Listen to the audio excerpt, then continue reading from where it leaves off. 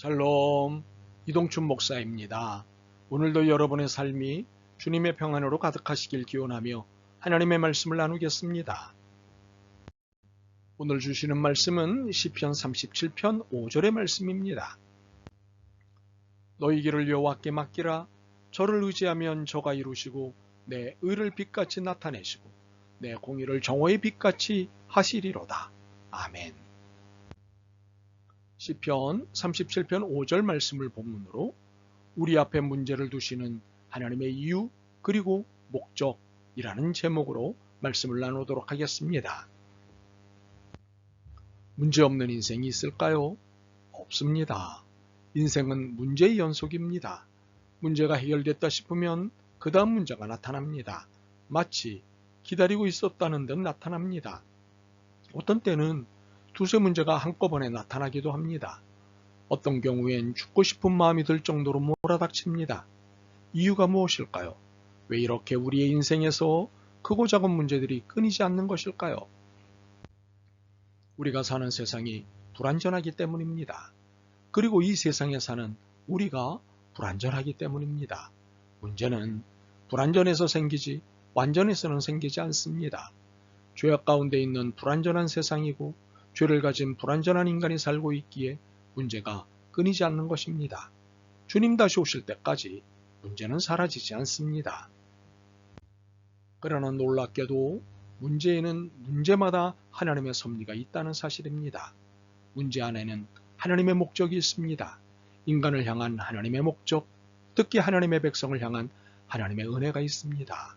불완전한 우리로는 완전히 알기 어려우나 놀라운 하나님의 이유와 목적이 있습니다.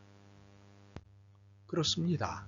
여러분의 문제에는 하나님의 이유와 목적이 반드시 있습니다. 그 이유란 무엇보다 하나님이 여러분의 하나님이 되길 원하시는 것입니다.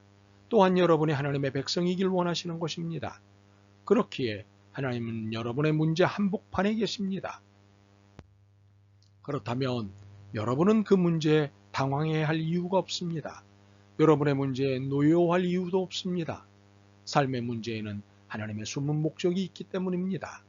그래서 우리가 현재 겪고 있는 문제들을 하나님이 어떻게 사용하시는지를 알아보도록 하겠습니다. 첫째로 하나님께서는 이 문제를 통해 우리가 나가야 할 방향을 제시하십니다. 하나님은 우리가 어딘가로 가길 원하십니다. 그런데 그 길과 방향을 우리가 거부하거나 모르고 있을 때 그 길을 보여주시기 위해 문제를 두십니다. 잠언 20장 30절입니다. 상하게 때리는 것이 악을 없이 하나니 매는 사람 속에 깊이 들어가느니라. 이처럼 문제를 통해 하나님께서는 우리가 앞으로 나아갈 수 있도록 불을 밝혀주십니다. 이렇게 문제들은 우리에게 새로운 방향을 제시해주고 방향 전환의 계기를 제공합니다. 그렇다면 지금 우리 앞의 문제는 우리의 관심을 끌고 계시는 하나님의 메시지입니다. 두 번째로 하나님께서는 문제를 통해 우리를 관찰하십니다. 하나님은 우리의 현재적 상태를 알고 싶어 하십니다. 그래서 문제를 우리 앞에 두십니다. 야고보서 1장 2절로부터 3절 말씀입니다. 내 형제들아 너희가 여러 가지 시험을 당하거든 온전히 기쁘게 여기라. 이는 너의 믿음의 시련이 인내를 만들어내는 줄 너희가 알미라. 차나 커피가 들어있는 티백에는 친절하게 라벨이 붙어 그 안에 내용물이 무엇인지를 알 수 있게 해줍니다.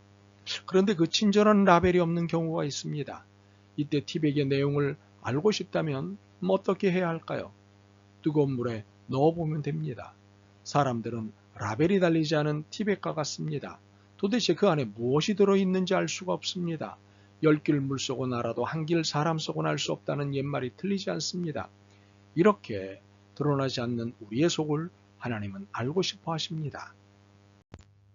물론 우리의 깊은 속까지 다 아시는 주님이 우리를 모르실 리 없습니다.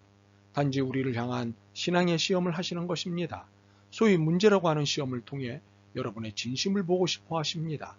그러므로 현재의 문제는 하나님의 신앙 테스트입니다. 물론 다 그런 것은 아니지만 대개가 그렇습니다. 그러므로 이 신앙의 테스트 앞에 자신이 어떤 모습을 드러내고 있는가를 잘 보시길 바랍니다.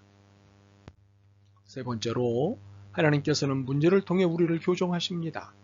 어떤 교훈은 고통과 실패를 통해서만 얻을 수 있습니다.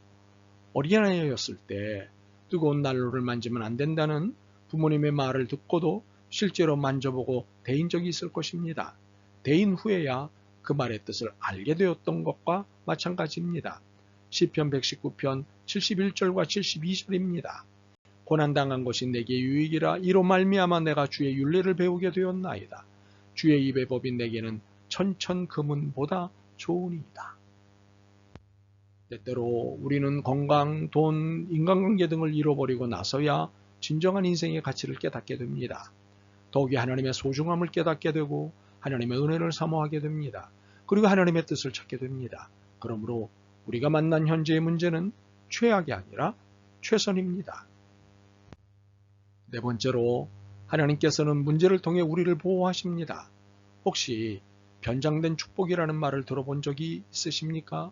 변장된 축복이란 전혀 축복일 수 없는 것이 축복인 경우를 말합니다. 어떤 친구가 사장이 시킨 비윤리적인 행위를 하지 않았다는 이유로 해고를 당했습니다. 그 친구의 실직은 분명 문제거리였습니다. 그러나 1년 후 그 회사의 비리가 드러났을 때 그는 그 일로 인해 감옥에 갇히지 않을 수 있었습니다. 이것이 변장된 축복, 위장된 축복입니다. 요셉의 고백을 들어보시겠습니까? 창세기 50장 20절입니다. 당신들은 나를 해하려 하였으나 하나님은 그것을 선으로 바꾸사 오늘과 같이 많은 백성의 생명을 구원하게 하시려 하셨나니. 그렇습니다. 하나님은 우리의 문제를 통해 우리를 보호하시길 원하십니다. 지금 우리의 문제는 변장된 축복입니다. 다섯 번째로 하나님께서는 문제를 통해 우리를 완전하게 만드십니다. 하나님의 관심은 우리가 평안하게 지내는 것보다 우리의 인격이 성숙해지는데 더 있으십니다. 사실 하나님과 맺은 관계와 우리의 인격, 이 두 가지는 하나님의 나라에 이르기까지 가지고 갈 유일한 것들입니다. 그렇기 때문에 하나님은 우리의 인격이 성숙해지길 원하십니다. 그래서 문제를 우리 앞에 두십니다. 문제를 올바로 대처하면 그 문제로 인해 인격과 삶이 더욱 아름답게 다듬어지기 때문입니다. 바울은 우리에게 이 사실을 로마서 5장 3절과 4절을 통해 설명합니다. 다만 이뿐 아니라 우리가 환난 중에도 즐거워하나니 이는 환난은 인내를, 인내는 연단을, 연단은 소망을 이루는 줄 알미로다. 그런데 이 모든 것을 우리가 알고 있건 모르고 있건 간에 하나님께서는 우리의 삶에 개입하고 계시다는 사실입니다. 그렇다면 지금 우리가 겪고 있는 문제 뒤에 있는 하나님의 목적을 발견하기 위해 기도하고 묵상하는 것이 필요합니다.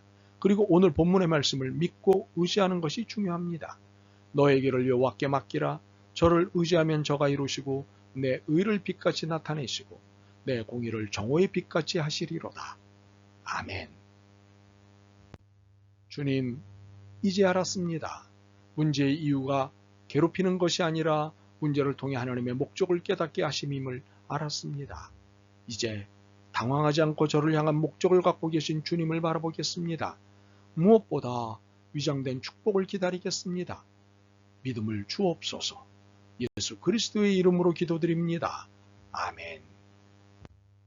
오늘도 여러분의 믿음과 삶을 응원합니다. 사랑합니다.